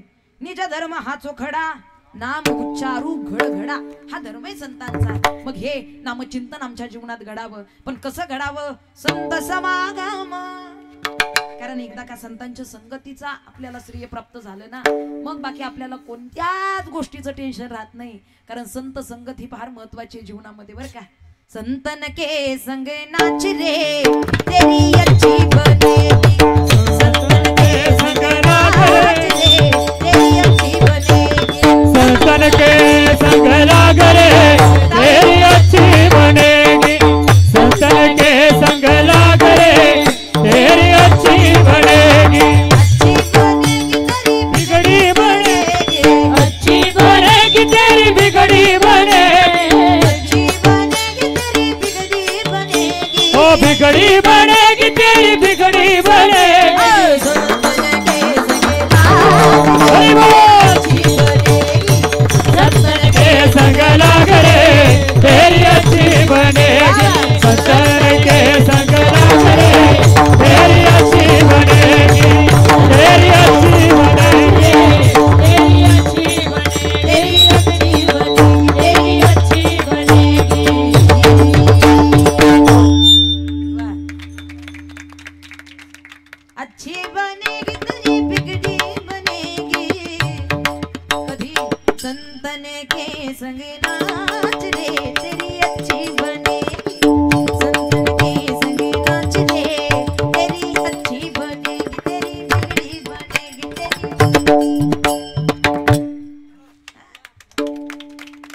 हे मिळणं फार कठीण आहे बरं का. ही साधन ही सगळी गुणीजन कला आणि खरी अर्थाने एवढी कला संपन्न असणारी सर्व गुरुजन वर्ग प्राप्त होणं हे आपलं भाग्यच म्हणावं लागेल. तेही महाशिवरात्रीच्या पर्वावरती संतांच्या संगतीमध्ये आपल्या जीवनाला खऱ्या अर्थानं आपण सोपं करू शकतो. त्यामुळे संतांच्या संगतीनं जग संत एकनाथ महाराज सांगतात नामस्मरण घडो संत समागम वाऊगाची भ्रमण. संत आम्हाला एका मार्गाने एका पंथानं चांगल्या मार्गाने नेण्याचा प्रयत्न करतात. आम्हालाही तेच मागायचंय, आमचंही ज्ञान तेच असलं पाहिजे, आम्ही त्याच पद्धतीनं त्या वृत्तीनं जगलं पाहिजे. देवा जीवनात आलोत, जन्माला आलोत, देह प्राप्त केलात, मग या देहानं या शरीरानं या इंद्रियानं इतर दुसऱ्या कोणाची सेवा नाही करायची. आम्हाला घेईन मी जन्मन याच्यासाठी देवा तुझी चरण सेवा साधावया. तुझ्या भक्तीकरिता हा देह प्राप्त झाला ना, मग ही इंद्रिय ही अवयव सुद्धाच तुझ्या साधनाकरिता तुला प्राप्त करण्याकरिता जगली पाहिजेत. माझ्या पायानं वारी घडली पाहिजे, ही ही ही जबाबदारी तुझी आहे. लक्षात ठेवा. जगद्गुरु तुकोबार एका भंगा सांगतात तुका म्हणे घालू तयावरी भार वाहू हा संसार देवा पायी. निश्चित त्याचं सानिध्य प्राप्त झालं ना की साधकाला भक्ताला काही टेन्शन घ्यायची गरज नाही पडत. आता तुझ्यावरती सर्व काही भार आम्ही दिलेला आहे. आमच्या पायानं तीर्थयात्रा घडावी आणि मुखानं भगवंताचं नाव यावं, हातानं तुझ्या नावाची टाळी वाजवावी, कानाला तुझं गुण ऐकू यावं आणि डोळ्यानं तुला तुझं स्वरूप पाहावं. ही सगळी जबाबदारी तुझी आहे. कारण या जगाचा कर्ता तू आहे आणि याला पूर्णत्वाला नेण्याची ताकद फक्त आणि फक्त तुझ्यात आहे. दुसऱ्या कोणामध्ये ह्या सिद्धीला पोहोचवण्याची ताकद नाही. म्हणून तुला प्रार्थना करतो देवा, पायी तीर्थयात्रा मुखी राम नाम आणि हाची माझा नेम. संत नेम करून जीवन जगतात. त्यांचं प्रयोजन ठरलेलं राहतं, कारण त्यांना उद्धार करायचा आहे जगाचा. त्यामुळे नियमाचं उल्लंघन नाही करता येत त्यांना. तुम्ही आम्ही काय नियम दिले ते सगळ्या नियमाचं उल्लंघन करून जीवन जगू लागलेलो आहे. पण संत सांगतात माझा नेम पूर्णत्वाला ने देवा, ही तुझी ताकद आहे. आपल्या सर्वांनाच त्याची ताकद ध्यानात ठेवून त्याच्या भजनाची त्याच्या नामचिंतनाची गोडी लागून घ्यायची आहे. पण कशी? दोन्ही हातानं टाळी, मुखानं देवाचं भजन. विठोबा रखुमाई, विठोबा रखुमाई, हरि विठोबा रखुमाई, विठोबा रखुमाई,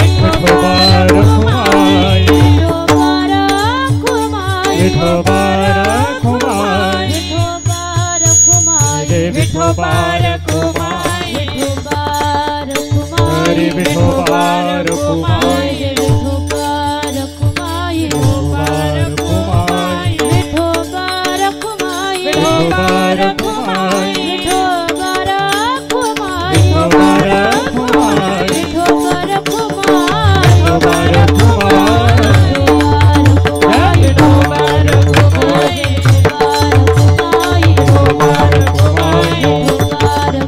हरि विठोबा रखुमाई,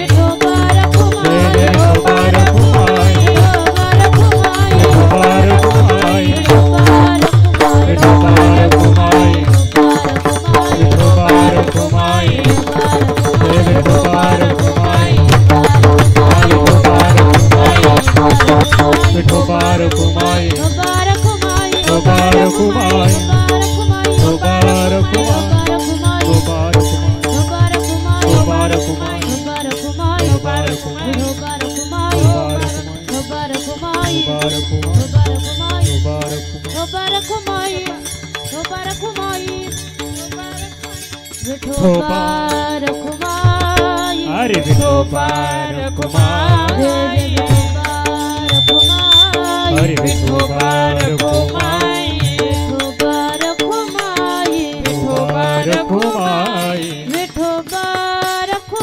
जय जय विठोबा रखुमाई, विठोबा रखुमाई,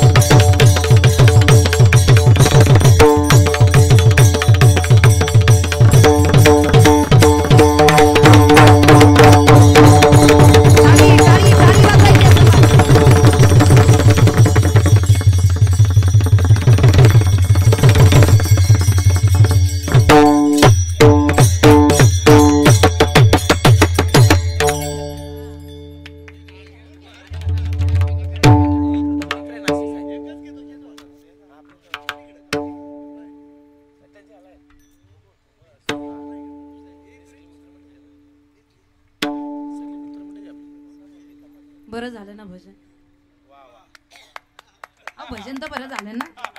पोटासाठी गरजेचं राहतं भोजन आणि मनासाठी गरजेचं असतं भजन. बरं झालं पाहिजे. आणि ज्या निमित्तानं करतोय त्याचंही भजन झालंच पाहिजे की नाही. ज्या निमित्तानं करतोय, ज्या देवाच्या निमित्तानं करतोय ते भजनही झालं पाहिजे. एकदा सगळ्यांनी हात वरती करा. अगदी 2 मिनिटांमध्ये कीर्तनाची समाप्ती होणार आहे. आणि तालामध्ये अंतःकरणातून डोलून नाचून आपल्याला त्याची सेवा, त्याचं भजन करायचंय बरं का. अजिबात कुणी कंजूसपणा करायचा नाही. हा, अंतःकरणापासून आपल्याला त्या भगवान शंकरापर्यंत पोहोचता आलं पाहिजे. कैलाश के निवासी नमो बारी बारी हो.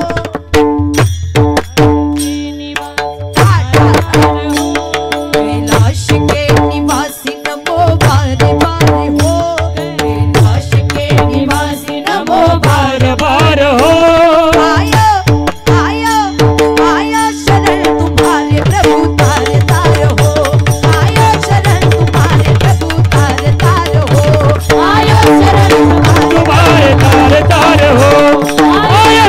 प्रभु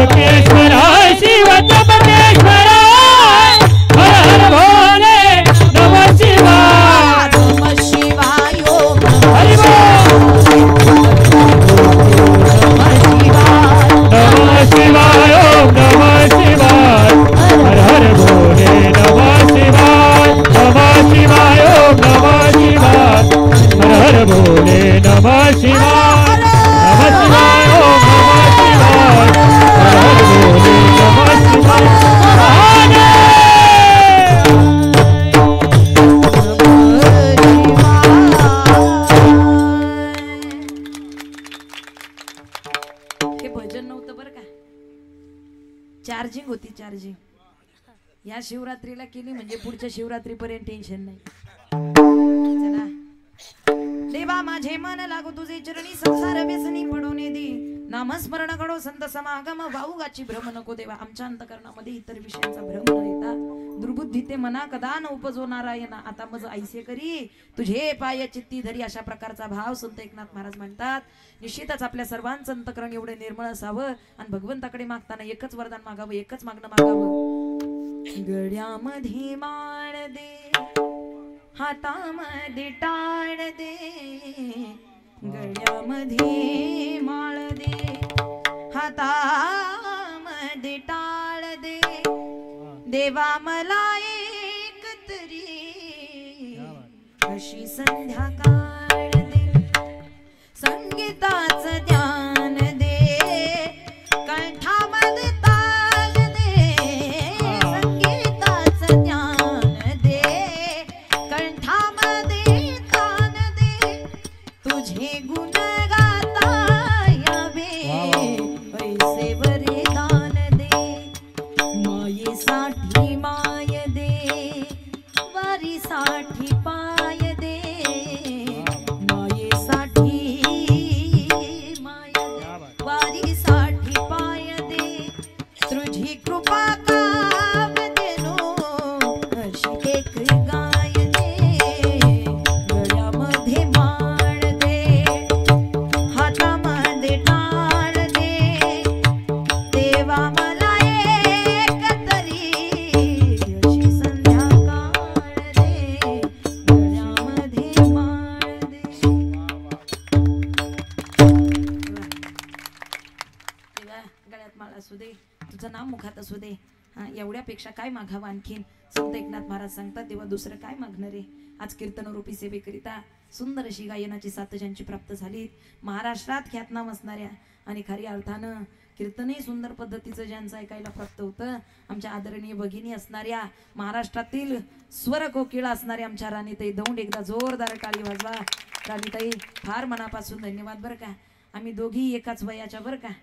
हा आणि आमच्या मोठ्या बहीण म्हणून त्या आहेत आणि खरंच एवढा सूरकंठ एवढा गोड भगवंतानं दिलेला आहे, मनापासून धन्यवाद. त्याचबरोबर दुसऱ्या बाजूनं तंतोतंत आणि खरंच आमच्या दोघींच्याही मोठी बहीण असणाऱ्या महाराष्ट्रातील गान कोकिळा म्हणून आमच्या आदरणीय हरिभक्तीपारायण गायत्रीताई घाडी, एकदा जोरदार टाळी वाजवा. आमच्या गायत्रीताईंसाठी खूप मनापासून धन्यवाद. जेव्हा ही स्त्री शक्ती उभी राहते ना माझ्या पाठीशी, टेन्शनच घेत नाही, मी घाबरत नाही बरं का. फार गोड साथ मिळाली. त्याचबरोबर आमच्या बंधुस्थानी असणारे सुंदर असा महाराष्ट्रातील सुंदर असा आवाज आदरणीय गोरक्ष महाराज गीते यांच्यासाठी एकदा जोरदार टाळी वाजवा. गीते महाराज तुमचेही धन्यवाद. त्याचबरोबर मृदुंगाची उत्कृष्ट अशी साथ, तालमणी मृदुंगमणी आपण ज्यांना म्हणू शकतो, आमच्या बंधुस्थानी असणारे आणि खरंच आताच 2 दिवसापूर्वी जे विवाह बंधनात अडकलेत आणि प्रपंचाची खरी सुरुवात त्यांची झालेली आहे. आतापर्यंत प्रपंचात होते पण खरी सुरुवात इथून पुढं झालेली आहे आणि खरंच भगवान शंकरांनी त्यांच्या जीवनात सुख समृद्धी देव हीच भगवत चरणी प्रार्थना करेन. गोड अशी मृदुंगाची साथ आणि महाराष्ट्रातील एक सुंदर अशी तोप ज्यांना म्हणून आदरणीय हरिभक्तीपरायण आमचे बंधुस्थानी बरं का, बहीण भाऊच म्हणते मी तुम्हाला, आमचे भूषण महाराजांचं जोरदार कौतुक करता करता नाव विसरून गेले. म्हणजे कौतुक एवढं गोड आहे, त्यांचं काम एवढं गोड आहे की त्यांच्या कामातच नाव विसरून जातो. आणि खरं तर कामाचंच भूषण आहे, नावामध्ये भूषण काय पण कामाच भूषण हे फार महत्वाचं आहे. गोड असा स्वर त्यांचा, ताल त्यांचा, मनापासून धन्यवाद. त्याचबरोबर या ठिकाणी सुंदर अशी मृदुंगाची साथ ज्यांची प्राप्त झाली, आपल्या गावचं आपल्या भागाचं वैभव असणारे आदरणीय हरिभक्तीपरायण केदार महाराजांचंही मनापासून धन्यवाद. जोरदार टाळी वाजवा केदार महाराजांसाठी सुद्धा. त्याचबरोबर या ठिकाणी विनिकरिताई असतील आणि या सर्व वारकरी विद्यार्थ्यांसाठी एकदा जोरदार टाळी वाजवा. गोड अशी टाळाची मृदुंग पाऊलांची साथ या ठिकाणी या सर्व वारकरी विद्यार्थ्यांनी दिलीत, खूप मनापासून धन्यवाद. आणि त्याचबरोबर या ठिकाणी आदरणीय हरिभक्तीपरायण माऊली महाराज असतील, माऊली महाराज तुमचंही खूप मोठं धन्यवाद बरं का. इथपर्यंत हे सर्व आयोजन किंबहुना नियोजनाचा सर्व भार असतो आणि ही सर्व मंडळी फार आग्रहाने इथपर्यंत बोलावतात बरं का. त्याचबरोबर ज्यांच्या आयोजनातून, ज्यांच्या विचारातून आपण इथपर्यंत उपस्थित आहोत. आदरणीय हरिभक्ती, आता हरिभक्तच म्हणावं, या ठिकाणी जी ही सेवा उत्पन्न करून देतो त्यांनाही हरिभक्तच म्हणावं. आदरणीय रवी महाराज असतील, रवी दादा तुमचंही मनापासून धन्यवाद. रवी दादांचं जोरदार टाळी वाजवून या ठिकाणी कौतुक. निश्चितच या ठिकाणी हे प्राप्त होणं एवढं सोपं नाही, हे सर्व घडवणं सोपं नाही. आणि इथपर्यंत चांगलं आयोजन इथपर्यंत करतात, तुम्हाला उभ्या गावाची या ठिकाणी चांगली साथ मिळते. अशीच सर्व गावकऱ्यांची चांगली साथ, असं चांगलं मार्गदर्शन प्राप्त होत राहो आणि असा उत्तर या ठिकाणी महाशिवरात्रीचा आपला हा उत्सव वाढत राहो हीच भगवंताच्या चरणी प्रार्थना करते. त्याचबरोबर कॅमेरामॅन दादा असतील, तुमचंही धन्यवाद. आणि पुन्हा एकदा उपस्थितांच्या चरणी नतमस्तक होते. तसेच जाता जाता एक विनंती करेन प्रत्येकाला, आपण धर्मासाठी जागा, कारण सध्याच्या काळामध्ये आपण धर्म टिकवणं हे गरजेचं झालेलं आहे. कसा धर्म टिकवता येईल? घरात आई आणि गोठ्यात गायीची सेवा करा. आपले संस्कार आणि आपला धर्म आपल्या लक्षात आला पाहिजे. कसा धर्म टिकवता येईल? घरामध्ये आई आणि गोठ्यात गायीची सेवा करा. मी स्वतः गोसेवक आहे, या कारणानं तुम्हाला आग्रह करेन, एक तरी खिलार गाई, गावरान गाई म्हणा, खिलार गाई म्हणा, एक तरी खिलार गाई आपल्या घरी असलीच पाहिजे आणि तिची सेवा आपल्याकडून झालीच पाहिजे. मी स्वतः गोसेवक आहे. पुणे जिल्ह्यातील भोर तालुक्यामध्ये रुक्मिणी खिलार गोशाळा या नावानं आमची वैयक्तिक गोशाळा आहे, ज्या माध्यमातून जातीवंत खिलार गाई आणि जातीवंत मोठ्या मापाचे खिलार वळू बैल यांची आम्ही सेवा करतोय. इंस्टाग्रामला किंवा युट्यूबला जरी तुम्ही सर्च केलं रुक्मिणी खिलार गोशाळा पाहायला मिळेल. आवर्जून पहा आणि आवर्जून एक तरी गोमातेची सेवा आपल्या जीवनामध्ये कराच करा, कारण गाई ही आपली दुसरी आई आहे. या अनुषंगानं सांगेन, प्रत्येकानं गोमातेची सेवा करा. अधिकच न बोलता वेळ झालेली आहे. आज महाशिवरात्रीच्या पर्वावरती सुरू असलेला हा सोहळा सर्वच ग्रामस्थ, कुक्षे ग्रामस्थ, आयोजक, नियोजक आणि सर्वच उत्सव कमिटी सर्वांचं खूप मनापासून धन्यवाद. एकदा तरुण बांधवांसाठी सुद्धा जोरदार ताली, कारण सर्व तरुण बांधव मागाशी हरिपाठ काय सुंदर झाला हो, काय सुंदर. स्वर्ग हा सुख सोहळा स्वर्गी नाही असा अनुभव या हरिपाठाला आपल्या पाहिल्यानंतर येतो. विविध ठिकाणचे मृदुंगमणी, विविध ठिकाणचे गायनाचार्य, पंचक्रोशीतून ही सर्व मंडळ इथपर्यंत पोहोचतात आणि खरंच हा उत्सव तिथपर्यंत भगवंताच्या चरणांवरती अर्पण करतात. सर्वांचंच मनापासून धन्यवाद. तसेच माझे पती आदरणीय आंतरराष्ट्रीय मृदुंग वादक अर्जुनजी महाराज साळेकर, त्यांचेही मनापासून धन्यवाद. ते या ठिकाणी उपस्थित नाहीत. माझ्या समवेत माझे सासरे आदरणीय नथुरामजी बाबा साळेकर या ठिकाणी उपस्थित आहेत, त्यांचेही धन्यवाद. आणि पुन्हा एकदा उपस्थितांच्या चरणी नतमस्तक होऊन सेवेला पूर्ण विराम. ज्ञानेश्वर माऊली, ज्ञानराज माऊली माऊली ज्ञानेश्वर माऊली, ज्ञानराज माऊली तुकाराम, ज्ञानेश्वर माऊली, ज्ञानराज माऊली तुकाराम, ज्ञानेश्वर माऊली, ज्ञानराज माऊली तुकाराम. शांती ब्रह्म श्री संत एकनाथ महाराज भगवंताकडे मागतात, देवा माझं मन तुझ्या चरणांवरती लीन व्हावं, लागून राहावं. इतर व्यसनामध्ये ते पडून देऊ नकोस. आमच्या अंतःकरणामध्ये इतर भ्रम निर्माण होऊ देऊ नकोस. त्याचाच अर्थ की आमचं मन शुद्ध राहू दे, पवित्र राहू दे. खरी अर्थानं याच्यापेक्षा आमचं काही सुद्धा वेगळं मागणं नाही. मोठ्याचं कौतुक शेवट करतात, मोठ्याचं कौतुक शेवट. अजून त्यांची साथ सुरू आहे बरं का, त्यामुळे शेवटी म्हणलं त्यांचं कौतुक करावं. सुंदर अशी ऑपरेटिंग सिस्टीमची साथ या ठिकाणी दिली. दादा तुमचंही मनापासून धन्यवाद. निश्चित या ठिकाणी महाराष्ट्राच्या बाहेर कीर्तनाचे योग येतात. बॉक्स, मॉनिटर, इतर सर्व काही व्यवस्थित राहतं, पण बटणं फिरवणं ही सगळ्यात मोठी कला आहे. ऑपरेटिंगही व्यवस्थित आणि दादांनी सुंदर अशी ऑपरेटिंग दिली. तुमचं मनापासून धन्यवाद. उपस्थितांच्या चरणी नतमस्तक होते. या ठिकाणी धावपळ आहे, कीर्तनाचे सकाळ संध्याकाळचे योग, त्यामुळे थोडीशी आवाजाची या ठिकाणी, पण मला वाटतं या साऊंड सिस्टीममुळं तेही इतकं नाही निदर्शनास येऊ शकलं, त्यामुळे त्यांचं धन्यवाद. पुन्हा एकदा उपस्थितांच्या चरणी नतमस्तक होते. श्री संत एकनाथ महाराज सांगतात, देवा याच्यापेक्षा काय वेगळं मागणं आहे, आमचं मन स्थिर ठेवावं, यातच आमचं सर्व काही आलं. अभंगाच्या शेवटच्या अनेक मागणे नाही नाही देवा, अनेक मागणे नाही नाही देवा, अनेक मागणे नाही नाही देवा, देवा अनेक मागणे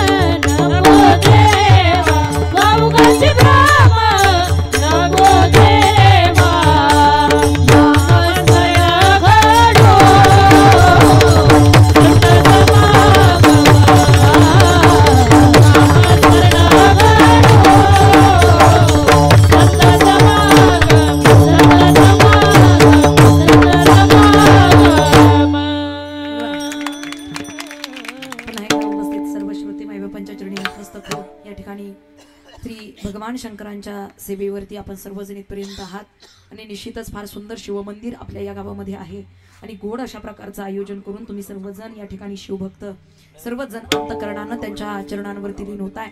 मनापासून धन्यवाद. उपस्थितांच्या चरणी नतमस्तक होऊन या ठिकाणी पुन्हा सेवेला पूर्ण विराम. विठ्ठल जय जय